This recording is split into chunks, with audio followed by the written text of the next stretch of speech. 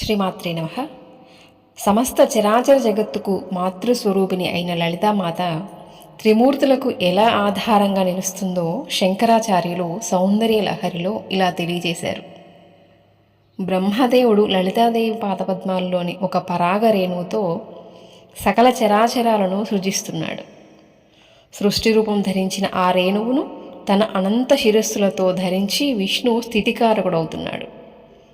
ఆ సృష్టిని యుగాంతంలో మహేశ్వరుడు అమ్మ అనుజ్ఞతో క్షణకాలంలో లయం చేసి విభూతిని దేహానికి భస్మంగా రాసుకుంటాడు. ఈ విధంగా బ్రహ్మ విష్ణు మహేశ్వరుల కర్తవ్య నిర్వహణకు తోడ్పడుతున్న అమ్మవారిని అర్చిస్తే గొప్ప ప్రతిఫలం దక్కుతుందని భక్తుల విశ్వాసం. ఆ నమ్మకంతోనే వసంత నవరాత్రుల్లో లలితాదేవిని పూజించి జన్మ చరితార్థం చేసుకుంటున్నారు. దీన్ని బట్టి అమ్మ శక్తి ఎంతో మనకు అర్థమవుతుంది కదా.